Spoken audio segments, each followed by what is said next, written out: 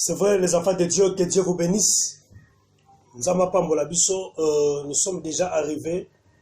On attend la biso, on partage à Kamalou Seigneur, parce que nous sommes vers le temps de la fin, le temps de préparation, le temps du royaume de Dieu, le temps de la grâce.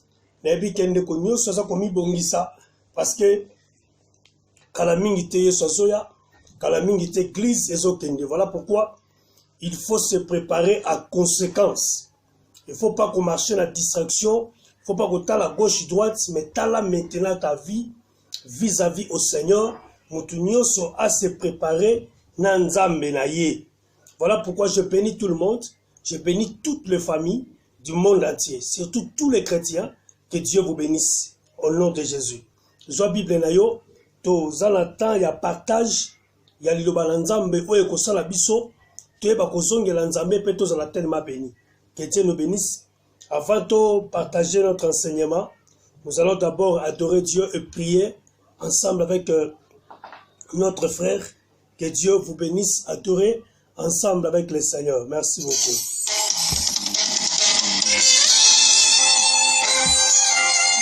Alléluia. Gloire à Dieu. Gloire au Seigneur. Alléluia.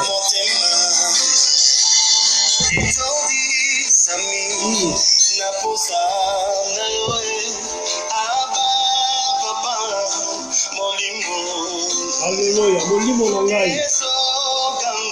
Molimo nangai zoganga. Lukayo tikate. Alléluia.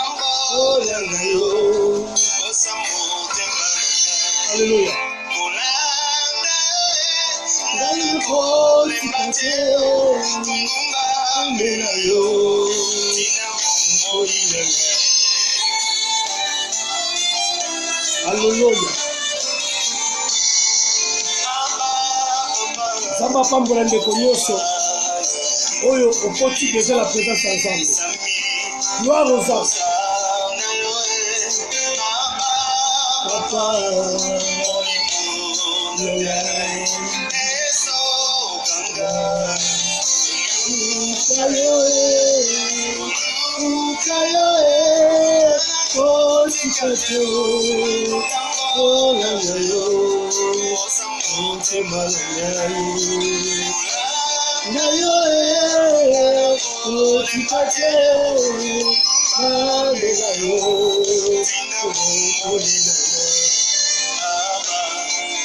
Gloire au Seigneur. On a Yesu pour se préparer pour le royaume de Dieu. Gloire à Dieu. Gloire au Seigneur. Alléluia.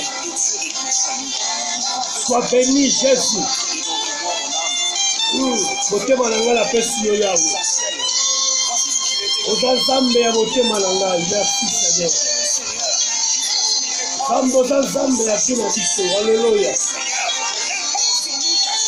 Gloire à Dieu.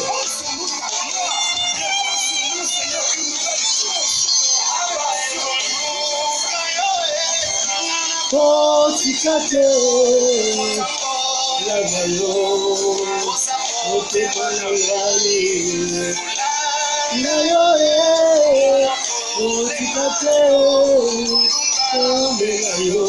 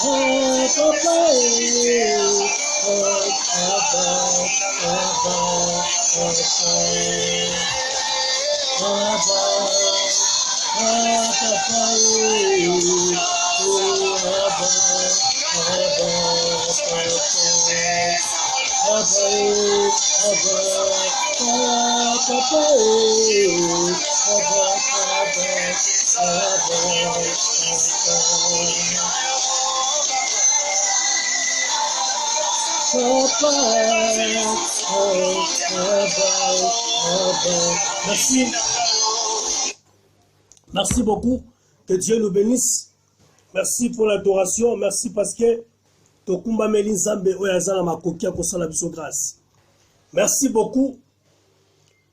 Le lot Zolobela thème moko est très important parce que par rapport à la révélation que le Seigneur nous a parlé pendant que Tozana ba prière confiné partout dans le monde entier depuis que mutu nyonso azana ndaku mutu ezateka toujours qui ma coronavirus mais Nzambe accordé temps oyo na mwana na Nzambe nyonso du monde entier à se préparer au ranger vie na yo na Nzambe otala ndenge ni vie nezotambola omimona est-ce kozaka kana Nzambe toza lisusu na Nzambe te donc soko moni kozala Nzambe te zongela Nzambe soko moni ke okamona kina Nzambe na mwelo komoko fukama luka Nzambe bozongisa intimité bozongisa relation na Nzambe parce que le moment est grave.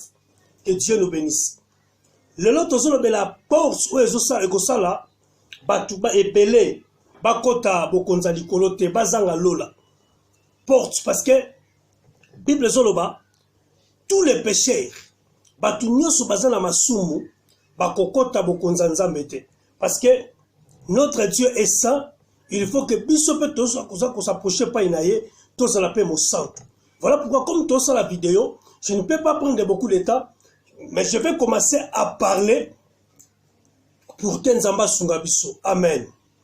Le lot tozo le bela prière oyo Yesu atikela kibiso na Luc na Matthieu chapitre 6. Parce que tant où Jésus alingaki amata akokaki kotika biso bongote. Jésus, il nous a laissé une prière par laquelle nous devons s'adresser à notre Dieu pour que Nzambe ayoka biso, pe Nzambe asela biso grâce. La quatre prière, il y a Matthieu chapitre 6, prière où on les a notre Père. Et la quatre prière, il y a notre Père, et ça n'a pas te belé ba sita angokak. Notre Père qui est aux cieux, que ton nom soit sanctifié, que ton règne vienne. Et comme la chanson, la fille à moutou. Mais esa prière, oyo esa prière de base, oyo koko sala ke chrétien, amona bokonza Nzambe, pe abika bolingo ya Nzambe katinai. Surtout la période oyo tozali, nous sommes obligés ya kokota makasi na kata prière ya notre Père. Voilà pourquoi aujourd'hui, tolingi tolobe la prière ya notre Père. Mais tokosimba ba verset oyo komema biso to comprendre ndenge ni toko bongisa na temps oyo na Nzambe parce que moment oyo eza moment ya appel Nzambe azobenga batu nyonso oyo bazala posa bokonza Nzambe bozongela Nzambe et biso ba oyo tosu déjà les décisions ya kozongela déjà Nzambe et Nzamba pambola biso. Voilà pourquoi aujourd'hui nous sommes dans les livres de Matthieu chapitre 6. Matthieu chapitre 6, verset 11. Non, Matthieu chapitre 6, verset 12. Après, tu as verset 14 et 15. Matthieu chapitre 6, verset 12, au sauté 13, au 8, 14 et 15. Je peux lire au nom de Jésus-Christ. Pardonnez-nous nos offenses, comme nous aussi nous pardonnons à ceux qui nous ont offensés. Verset 14 à l'obi. Si vous pardonnez aux hommes leurs offenses, votre Père Céleste vous pardonnera aussi. Verset 15. Mais si vous ne pardonnerez pas aux hommes, votre Père ne vous pardonnera pas non plus vos offenses. Amen. Awa Jésus mutazo sala azoloba azo expliquer prière. Alobi tangu boko sambelaka bolobaka notre Père qui est aux cieux, que ton nom soit sanctifié, que ton règne vienne. Tu as dit prière, mais na verset nango 12. Yesu alobi na kata prière alobi pardonne nos offenses comme nous aussi nous pardonnons à ceux qui nous ont offensés. alobi limbisa masumu na biso lolenge biso pe to limbisaka ba oyo ba betisaka biso mabako. Na verset 14 na verset 15 na Matthieu chapitre 6 netomoni Yesu a expliqué biso comment le pardon eza kosalama entre nzambe na moto pe moto na nzambe. Donc c'est-à-dire le pardon eza réciproque. Ndenge tolobaka. Le pardon c'est réciproque.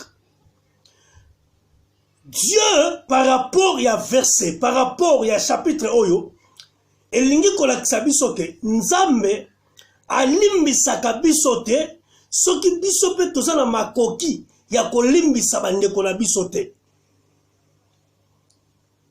Na sens contraire,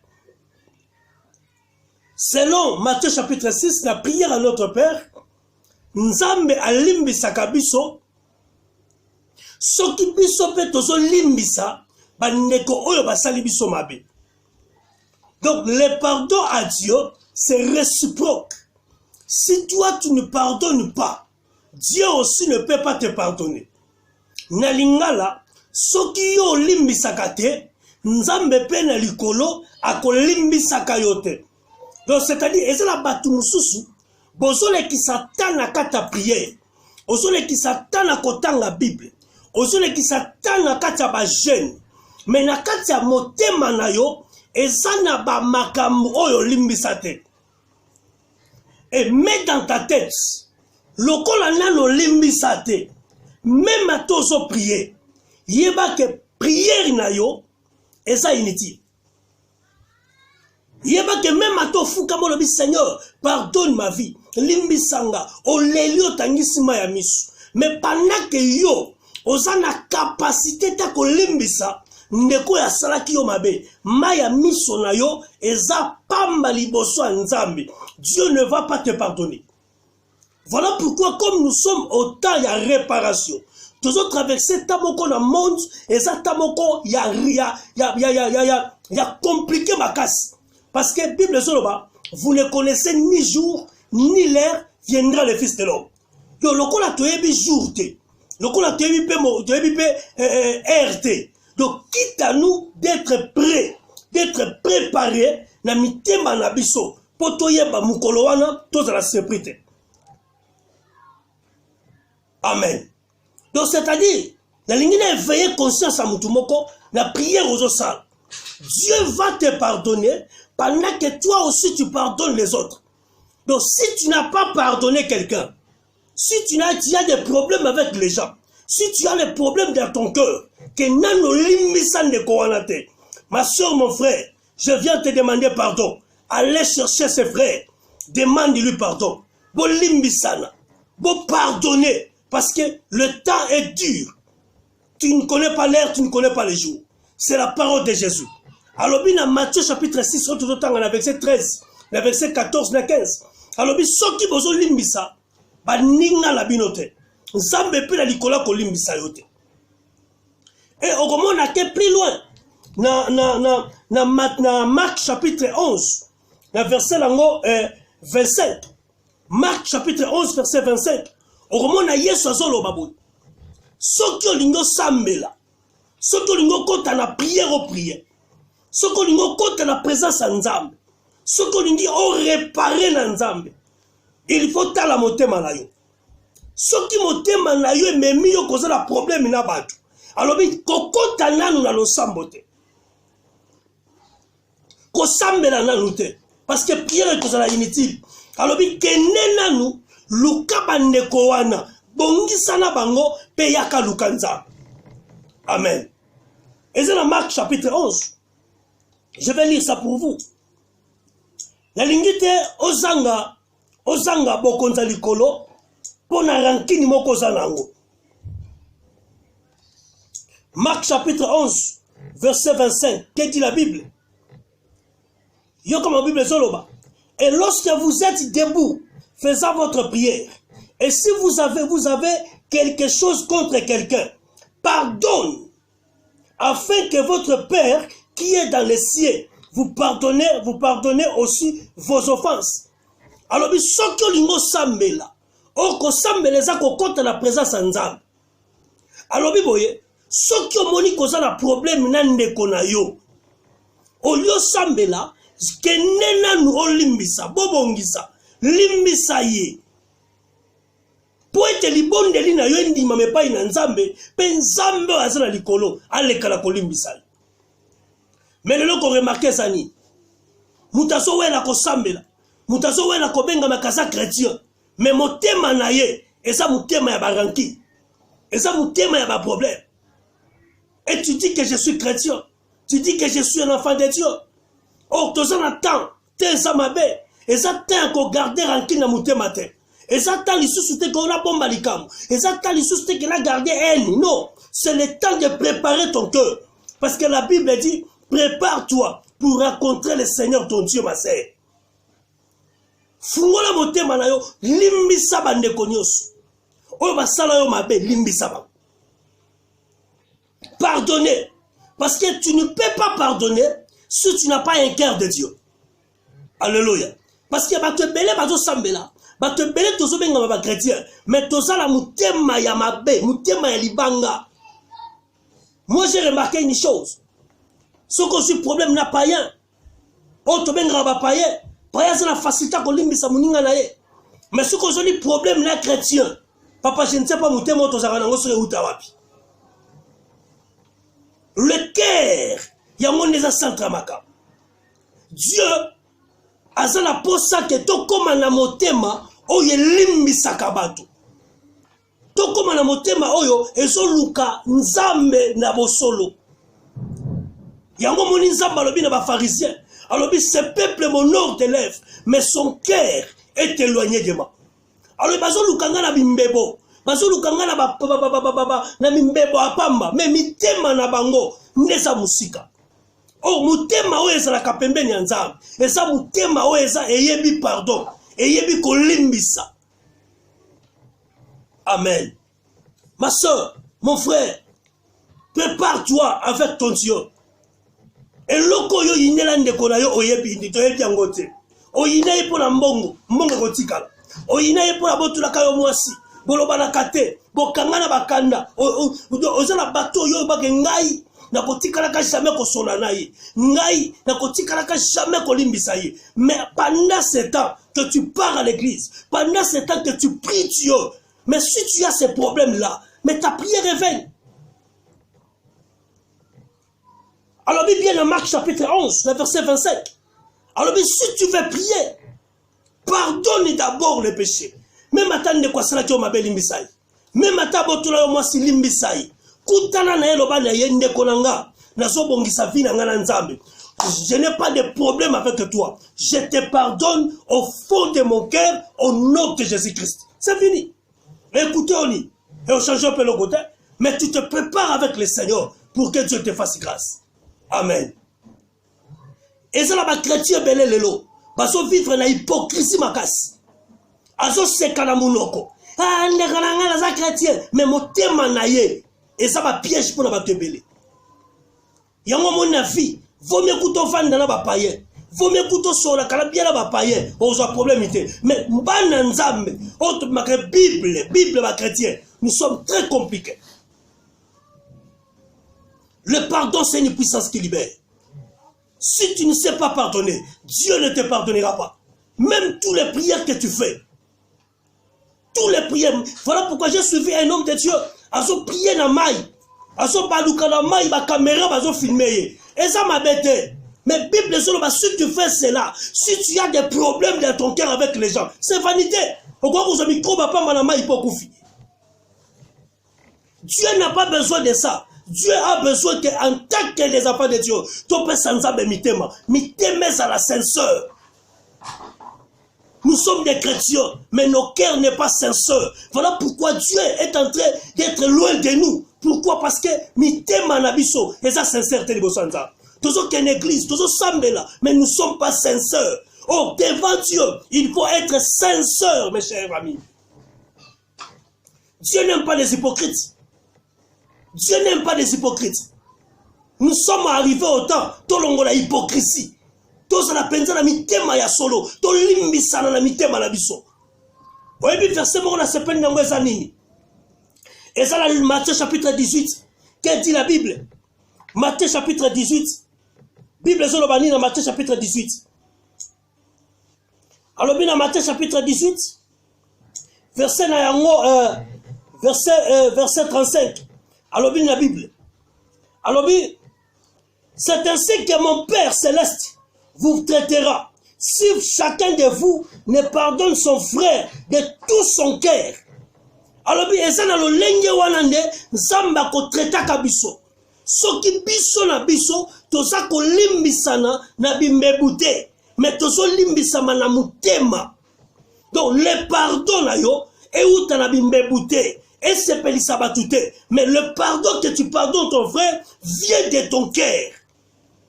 Alléluia. Mais aujourd'hui, mitema na biso ezala ba makambo ebele na kati ya mitema oyo tolimbisa te. Mais comment Dieu peut nous pardonner? Comment Dieu peut nous justifier? Pendant que ton son n'est pas une ensemble, Bible reconnaît ce que tu as fait à ton frère et pardonne-le. Le pardon est réciproque. Mes chers amis, le cœur de Dieu, le cœur d'un chrétien, c'est le cœur de la chair. C'est le cœur qui pardonne. C'est le cœur qui supporte le mal de son frère. Mais aujourd'hui, nous sommes en train de fuir coronavirus. Mais aujourd'hui, ma coronavirus, mais tu as des problèmes dans ton cœur avec les gens. Même si tu meurs aujourd'hui, même à ton coup na coronavirus, même à ton coup na ngote, mais si ton cœur n'est pas préparé avec Dieu, tu n'entreras pas au ciel. Nous sommes arrivés au temps que fungola motema na yo. Kutana nde kwa za problème, limbisa ye. Benga na téléphone, aboya anima, mais yo yebisa ye. Ce que tu m'as fait, je te pardonne. Amen. Le problème, ce n'est pas toi. C'est le cœur que Dieu va te donner. Parce que la Bible dans Zacharie, dans Ecclésiaste chapitre 36. Ecclésiaste chapitre 36, verset 26. Bible Zolobani. Alors, moi je vous donnerai le cœur de chair.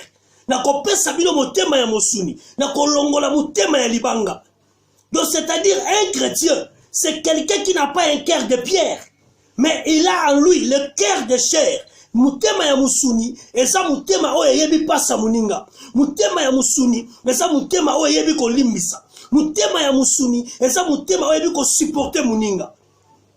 Mais lelo ba chrétien, au lieu ko zala mutema musuni, mais tozala mitema mabanga. Mais Nzamba lobi na Ézéchiel, na Ézéchiel, chapitre 36, verset 26. Alors, soki boye pananga, olingi Nzamba, je te donnerai le cœur de chair. Na olongola mutema libanga. Yaya, peut-être tu es chrétien, mais ton cœur est comment? Est-ce que toi tu as pardonné les gens? Est-ce que tu as déjà réparé avec les hommes? Est-ce que mutema na eza mutema eza na bolingo? Est-ce que la mutema na yo wana eza mutema ya bien? Bongo la mutema na yo. Na lingine bisande komoko. Dieu est dans le ciel. Dieu n'a pas besoin de ton argent. Nous avons besoin de même à tous la budget. Dieu n'a pas besoin de ça, ma soeur. Dieu n'a pas besoin de ça, mon frère. Et loko nous avons besoin de la vie na yo. Et ça ne monte mal. Alors bien mon anini. Alors bien Proverbe chapitre 23, verset 26. Proverbe chapitre 23, verset 26. Alors bien mon fils, donne-moi seulement ton cœur. Dieu a besoin seulement de ton cœur. Lisez ça dans Proverbe chapitre 23, verset 26. Le cœur, c'est ça les choses que Dieu veut. Alors, garde ton cœur plus que toute autre chose. Motema ndeza le kokobatela. Yozo batela nzoto zo kima coronavirus. Mais ozo kokakobatela motema na yote. Ozo ko sanctifier motema na yote. Parce que la Bible dit, heureux ceux qui ont le cœur pire, car ils verront le Seigneur. Un cœur pire, c'est une cœur qui n'a pas de problème. C'est une cœur qui n'a pas de rancune. C'est une cœur qui n'a pas de péché. C'est une cœur de la chair. Mais toi, tu prépares avec Dieu. Est-ce que tu regardes ton cœur? Motema na yo, eza sanduko yebi makambozo sana. Oyebike est-ce que naza chrétien solo, tu naza chrétien lokuta. Est-ce que naza la mutema ya mosuni, tu naza la mutema ya mabanga. Ndenge Bible sur le Ézéchiel chapitre 36 verset 26. Est-ce que tu as le cœur de la chair? Si tu as vraiment le cœur de la chair, tu as vraiment le cœur du pardon, le cœur de Dieu, cherchez ton frère, pardonne-lui. Appelle-lui le balai de la ligne mission. Mon pardon vient du cœur. Et le Seigneur ne manquera pas de te bénir. L'ingénieur excité de komoko lelo, l'esprit à pardon. Tu as dit mon koto kufate. Tu as dit mon kolo yesokoyate. Mais est-ce que dans ton cœur là, tu as des problèmes? Parce que dans Matthieu chapitre 6, verset 14 à 15, Yesalobi, soki tozo limbisa la te, papa pa ko limbisa bisote. Voilà pourquoi ponzamba limbisa yo, a limbisa nga, il faut ngana yo, to comme na mesure, na capacité, ya ko limbisa pe bande ko la biso mopanzi. C'est ça un peu le message. Je suis venu exciter une personne, chercher celui qui t'a fait du mal. Et c'est important de garder rancune nata eux. Et c'est important de la hypocrite nata eux. Utilisez Matthieu chapitre 18 verset 35. Alors Dieu aime les gens qui pardonnent de toute leur cœur. Fungola penza motema na yo, limbisa ndeko na yo, bozonga en famille, pour marcher de pair avec que Dieu vous aide. Vraiment que le Seigneur vous bénisse. Parce que pendant qu'on était dans la prière, Zamba ebi singa lobi Timothée, batu bazo sambela bazo songe pa inanga, mais mitema ya baketondi na bamakambu, oyo bango na bango bazo kwa kobi bomusate.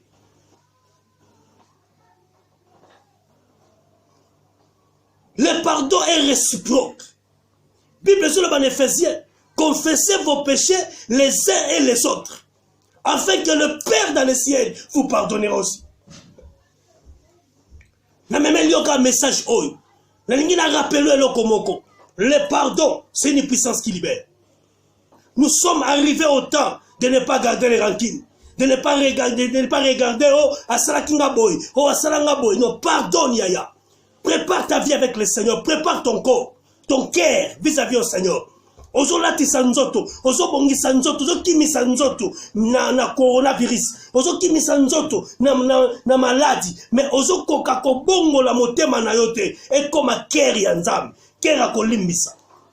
Ezela mutu muso za siko même ba parents na yo moko olobisa bangote. Ezela mutu muso zo na nga siko même ndeko na yo propre, lokola sala ka o mabe olimbisa yete. Mozo ke une église, tout ce que tu fais là, c'est vain. Même quand tu pries dans la maison, c'est vain. Il faut d'abord réparer avec ton frère, arranger avec lui, vous demander pardon et chercher meilleur le Seigneur. Voilà pourquoi Bible Soloba, si vous revenez à moi, moi aussi je revenais à vous. Yaya, pardonne ton frère. Même à ta salaki o mabe, même à ta botulaki o moisi, nebi mabeni ni basala yote, nebi te mabeni ni famille sala yo. N'ébite ma beni ni mobali ya salakio. N'ébite ma beni ni muninga wana salakio. Oh et qu'on garde la mutema na yo. Mais le Seigneur m'a dit, comme nous ne connaissons ni jour ni l'heure, toi débarrasser la problème one. Koutala na esenge bolimis. Lobane je te pardonne ma soeur, je te pardonne mon frère, au fond de mon cœur, comme la Bible dit dans Matthieu chapitre 18 verset 35, au fond de mon cœur je te pardonne, afin que le ciel aussi me pardonne pour toi. Au nom de Jésus, que Dieu vous bénisse. Amen. C'est votre serviteur, le révérend prophète Timothée Lukaïsa, que Dieu vous bénisse. Peut-être tu as un problème avec quelqu'un. Oh, yo mo kozu de celui qui a le bisaïté. Mais pour nous, tu m'as l'intermédiaire. Pour boyoka na bo solo la. Benga bisu ba numéro zawana 00 243 84 27 79 899. Et nous allons prier pour vous et Dieu va vous faire grâce. Ya kozala ini penzama kozala te kopambola biso. Que Dieu vous bénisse. Amen.